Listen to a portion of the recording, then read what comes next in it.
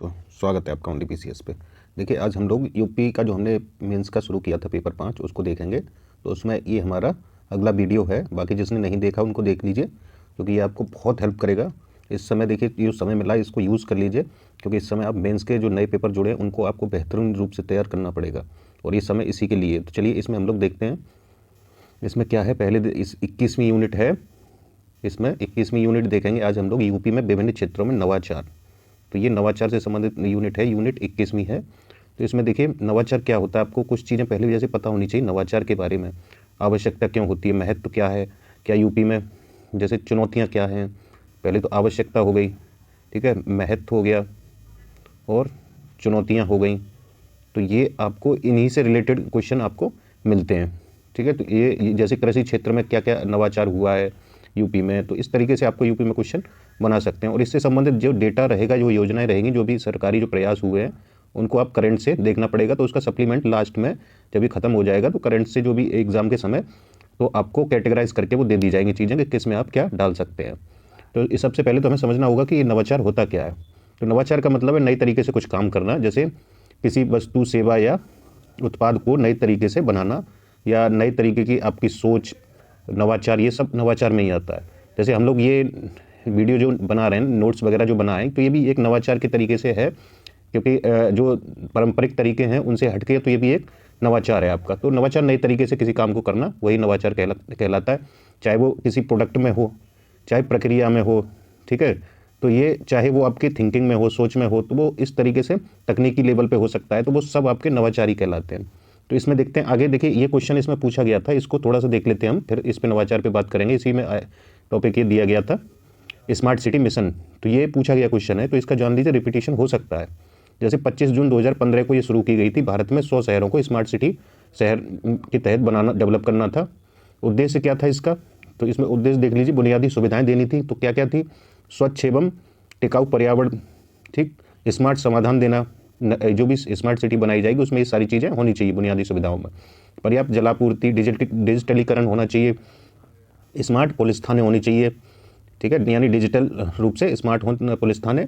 तो उन पर वायरलेस सेवा से लेके आपकी जो साइबर अपराध जो हो रहे हैं उनसे संबंधित वो उन्हें एक्सपर्टीज़ होनी चाहिए। तो ये सब किफ़ायती आवास हों सिटी में, सबके लिए आवास मुहैया कराना, स्वास्थ्य एवं शिक्षा की समुचित व्यवस्था कराना, तो ये सब किस में आएगा, तो ये इसी के तहत आता है।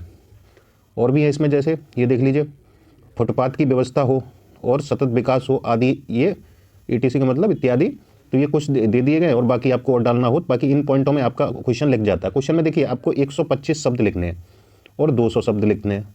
अब इसके लिए ज़रूरी नहीं है कि आप उस टॉपिक पे महारत हासिल कर लें, क्योंकि इसमें ज़रूरी होता है कि बुलेट फॉर्म में आपको कितना तैयार है, कितने पॉइंट तैयार हैं। तो आप 125 शब्द, 200 शब्द आराम से लिख लेंगे, क्योंकि 3 पार्ट होते हैं। एक तो आपको डेफिनेशन तो देनी ही है, जो इंट्रोडक्शन है उसमें किस तरीके से आप बनाएंगे, फिर मेन बॉडी में जो पॉइंट चाहिए वो यहाँ से आपको मिल जाएंगे, ये सारे दिए, ठीक। और इसमें सरकारी प्रयास वगैरह मेन बॉडी में ही देंगे। उसके बाद कंक्लूजन देंगे, तो इनको भी अगर 15 से 20 शब्द देंगे और 15 से 20 शब्द इनको देते हैं आप, तो 30 तो यही हो गए, फिर बचा क्या आपके पास, यानी कि लगभग 70 वर्ड में आपको ये एक्सप्लेन करना है मेन बॉडी। तो इसलिए ज़रूरत नहीं होती है कि आपको उस टॉपिक पे बहुत सारे हमें बुक पढ़ लीजिए या बहुत सारी थियोटिकल पुस्तक उठा लीजिए, वहाँ से हो जाएगा। तो ये हमें लिखने में फिर समस्याएं होती है। एक क्वेश्चन हमारा आखिरी प्रयास क्या होता है एग्जाम में कि 125 वर्ड में कैसे डील करें और 200 में कैसे करें। तो उसके लिए आपके पास बहुत ही क्रिप्ची नोट्स होने चाहिए पॉइंट फॉर्म में, जिन्हें आप एकदम आपकी जुबान पर रटे हों वो। तो वो इसी तरीके से हो सकता है। अब इसमें देखते हैं, चलिए नवाचार के प्रकार क्या क्या हो सकते हैं। तो देखिए तकनीकी प्रकार हो सकते हैं, तकनीकी लेवल पे, सांस्कृतिक हो सकते हैं, उत्पाद और सेवाओं में हो सकते हैं, राजनीतिक और संरचनात्मक, ये प्रकार हैं आपके, ठीक। आगे देखते हैं नवाचार के लिए कुछ महत्व। देखिए क्या होते हैं महत्व नवाचार का, तो मूल्य शिक्षा के क्षरण को रोकना और नवीन आवश्यकताओं की पूर्ति होगी इससे। परिवर्तनों के लिए आवश्यक है ये नवीन विचारों को शैक्षिक नवाचारों में शामिल करना, सांप्रदायिक सद्भाव बढ़ाना, कौशल विकास करना, वैज्ञानिक दृष्टिकोण का विकास करना, मनोवैज्ञानिक सिद्धांतों के प्रयोग के लिए उपयोग हो सकता है। और भी आप जोड़ सकते हैं, यानी जीडीपी में वृद्धि होगी, महिला सशक्तिकरण होगा, और आप कृषि का आधुनिकीकरण होगा, और जो भी आपके दिमाग में जो चल रहे हैं वो सब हर जगह ये नवाचार आपका अप्लाई हो सकता है। तो महत्व आप इसमें डाल सकते हैं। तो यूपी का जो भी 2027 तक 1 ट्रिलियन इकोनॉमी बनानी है उसमें ये मदद कर सकता है, ठीक है। आगे देखते हैं, आगे है इसमें चुनौतियाँ इसकी। तो देखिए आवश्यकताएं, देखिए महत्व देख लिया, तो महत्व की आवश्यकता होती है आपकी, और चुनौतियाँ देखिए, चुनौतियाँ क्या क्या हैं यूपी में, लागू तो कर दीजिए लेकिन इतना आसान नहीं होता है, तो चुनौतियाँ भी हैं। उत्तर प्रदेश क्योंकि भारत में सबसे बड़ा जनसंख्या के मामले में सबसे बड़ा स्टेट है किसमें, पॉपुलेशन में। तो इतनी बड़ी पॉपुलेशन के लिए और तो क्या क्या चीज़ों की, एक तो पैसे की कमी है ना, और इतनी अब भूमि देखिए कितना हेक्टेयर आ रही है लगभग, तो उसको भी बहुत कम लेवल पर वो बची हुई है। तो इस नवाचार के लिए आपके पास ये भी तो है, समय होना चाहिए, वित्त होना चाहिए, तो उन सब की चुनौती ही है। तो ये देखिए इसमें क्या क्या है, तो असफलता का भय रहता है क्योंकि हमारे पास रिस्क लेने की क्षमता नहीं होती है ऐसी स्थिति में, क्योंकि जितना कमाते हैं उतना ही खर्च हो जाता है, व्यक्ति के पास कोई भी पूंजी जमा पूंजी नहीं होती है, तो वहाँ रिस्क लेने पे असफलता का भय होता है, इसलिए पीछे हट जाते हैं लोग नवाचार से। परिणाम की अनिश्चितता होती है इसमें। अब नवाचार कर रहे हैं, किसी भी चीज़ का पैसे खर्च कर रहे हैं, तो जरूरी नहीं है परिणाम उसका पॉजिटिव आए।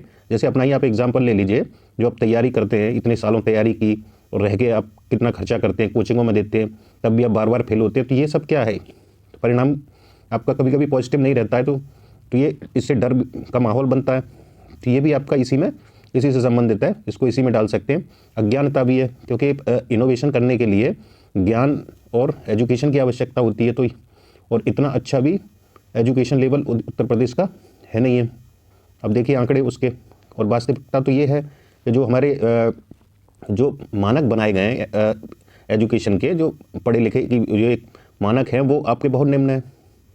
तो उनके आधार पे तो अज्ञानता बहुत ज़्यादा है, क्योंकि नवाचार के लिए बहुत कुछ चाहिए होता है, और उचित संगठन का अभाव है, आत्मविश्वास की कमी है, समय का भी अभाव है, व्यक्तित्व संबंधी बाधाएं हैं, और वित्त का अभाव है। तो ये सारी चुनौतियाँ हैं यूपी में।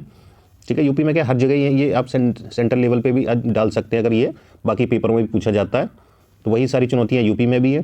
ठीक है, अब शैक्षिक नवाचार के क्षेत्र में देख लेते हैं क्या क्या हो सकता है। तो शिक्षा का उद्देश्य होगा, इसमें पाठ्यक्रम निर्धारित करना होगा, और शिक्षण की प्रविधियाँ क्या हैं, और मूल्यांकन कैसे होगा, अनुशासन, प्रशिक्षण, तो इनमें क्या किया जा सकता है, नवाचार इनमें किया जा सकता है शैक्षिक क्षेत्र में। नवाचार की आवश्यकता देख लीजिए क्यों होती है, क्योंकि इसे वैज्ञानिक एवं तकनीकी प्रगति के लिए आवश्यक होता है, सामाजिक परिवर्तन के लिए आवश्यक है, आर्थिक विकास के लिए आवश्यक है, कल्याणकारी राज्य की स्थापना में भी आवश्यकता होती है इसकी, रोजगार के अवसरों में वृद्धि होती है इससे, और शिक्षा को रोजगार परक बनाया जा सकता है नवाचार से। ठीक है, आगे देखते हैं। अब इसी में एक नीति आई थी, नई स्टार्टअप नीति 2020, और संशोधन इसमें हुआ था 2022 में, पहला संशोधन था। इसके लक्ष्य क्या थे तो वो देख लीजिए, क्योंकि सीधा सीधा आपसे पूछा जा सकता है। 2023 के पेपर में भी योजनाएं सीधे सीधे पूछी गई हैं। तो इसमें पहला लक्ष्य है राज्यों की स्टार्टअप रैंकिंग में शीर्ष 3 राज्यों में आना, 100 इंक्यूबेटर तथा प्रत्येक जनपद में कम से कम 1 इंक्यूबेटर की स्थापना करना। ठीक है, और 10,000 प्लस स्टार्टअप की स्थापना है तो अनुकूल ecosystem banana, 8 state of art उत्कृष्टता केंद्रों की स्थापना करना, भारत के सबसे बड़े इंक्यूबेशन सेंटर की स्थापना कहाँ करना, लखनऊ में। ठीक है, तो ये क्या थे इसके लक्ष्य। अब इसकी विशेषताएं देख लेते हैं हम लोग, क्या क्या विशेषताएं इसकी। विशेषता में आ जाएगा कि अधिसूचना की तारीख से 5 वर्ष तक लागू होगी। ज़्यादातर योजनाएं आपकी 5 वर्ष तक ही लागू होती हैं, तो आप ये डेट याद रखिए, इस पॉइंट को तो आप कॉमनली डाल सकते हैं हर योजना में।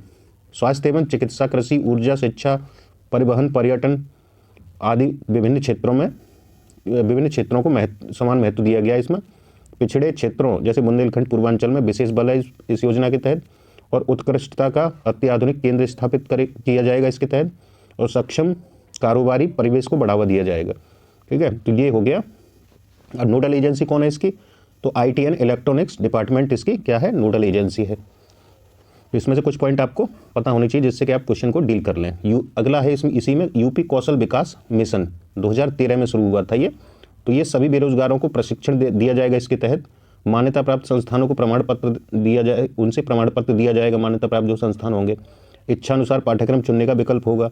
सभी को अंग्रेजी के साथ कंप्यूटर का ज्ञान दिया जाएगा इसमें। निःशुल्क व्यावसायिक प्रशिक्षण दिया जाएगा। यूपी कौशल विकास मिशन के तहत 2013 में शुरू किया गया था ये। आगे देखते हैं। कौशल विकास के लिए केंद्र एवं राज्य सरकार द्वारा मिलकर 6 योजनाएं चल रही हैं। कौन सी 6 योजनाएं चल रही हैं। अगला इसमें यूपी कौशल विकास मिशन सबको हुनर सबको काम के तहत कुछ पॉइंट हैं, ये आप डाल सकते हैं इसमें। जैसे सीमा क्षेत्र विकास कार्यक्रम है, कौशल विकास पहल है, SC उपयोजना है इसमें, और बहुक्षेत्रीय विकास कार्यक्रम MSDP है, इसी के तहत आता है। राज्य कौशल विकास निधि है, भवन एवं अन्य निर्माण श्रमिक योजना है। तो ये सब यूपी कौशल विकास मिशन के तहत ही आते हैं ये। तो इन्हें आप डायग्राम में इस तरीके से कहीं भी पुट कर सकते हैं आंसर में। आगे देखते हैं, 6 वर्षों में 12.5 लाख प्लस को अल्पकालिक प्रशिक्षण कार्यक्रम में पंजीकृत किया गया। ये डेटा है, इसको आप पुट कर सकते हैं कहीं भी, ठीक है, अपने आंसर को पोस्ट करने के लिए। ODOP के उद्देश्य देख लेते हैं। ODOP, एक जिला एक उत्पाद, तो ये इसमें ये भी एक नवाचारी तरीका है, क्योंकि एक जिले में किसी विशेष उत्पाद को बढ़ावा देना, तो ये भी एक नवाचार का ही तरीका है। तो इसमें देखिए, स्थानीय शिल्प का संरक्षण एवं कला का संवर्धन करना। वैसे ये पेपर 6 में भी है, विशेष टॉपिक अलग से है, तो यहाँ पे आप डाल सकते हैं इसको, क्योंकि यहाँ कुछ ऐसा वो नहीं है, कुछ एक दूसरे से इंटरलिंक हैं सारे टॉपिक। और देखिए, युवाओं को रोजगार देना है, आय वृद्धि व स्थानीय रोजगार को बढ़ाकर क्या करना, प्रवास को रोकना, जो कि प्रवास होता है रोजगार के लिए दूसरे राज्यों में। उत्पाद की गुणवत्ता व क्षमता विकास में सुधार करना, चयनित उत्पादों के निर्यात में वृद्धि करना, विश्व स्तर पर संवर्धन करना, ये सब हो गया। अब देखिए, नवाचार की परिभाषा एक शॉर्ट में है, उसको देख लीजिए, कहीं भी लिखनी हो तो लिख सकते हैं। किसी उत्पाद, प्रक्रिया या सेवा में थोड़ा या बहुत परिवर्तन लाना ही क्या कहलाता है, नवाचार। आगे देखते हैं, अटल नवाचार मिशन 2016 में आया था नीति आयोग ने, ये नीति आयोग के द्वारा लाया गया था, तो इसको आप सरकारी प्रयासों में कहीं भी डाल सकते हैं। नवाचार व उद्यमिता की संस्कृति को बढ़ावा देना, स्कूलों व विश्वविद्यालयों के अनुसंधान संस्थान है और निजी व MSME में उद्यमिता का पारिस्थितिकी तंत्र विकसित करना इसका उद्देश्य है अटल नवाचार मिशन का। और इसी में देखिए, अटल नवाचार मिशन के तहत ही अटल टिंकरिंग लैब की शुरुआत की गई है। माध्यमिक विद्यालयों में क्या किया जाएगा, शैक्षणिक गुणवत्ता बेहतर बनाने के लिए ये अटल टिंकरिंग लैब बनाई गई हैं। तो यहाँ शॉर्ट में दिया है, बाकी ये अलग से योजनाओं का पार्ट है, आप इस टॉपिक के साथ इनको डाल सकते हैं। आगे देखिए, इसके उद्देश्य और विशेषताएं क्या है इसी मिशन की। युवाओं को ऐसा कौशल या तकनीक पहुंच आसान हो, युवाओं को ऐसा कौशल दिया जाएगा जिससे उनकी तकनीकी पहुंच आसान हो जाए। प्रयोगशालाएं देश भर में के स्कूलों में खोली जाएंगी और बाल अन्वेषकों को तैयार करना, जो कि क्या हो, एक सेकेंड, तो ये पॉइंट आपका डबल लिख गया है, इसको काट दीजिए।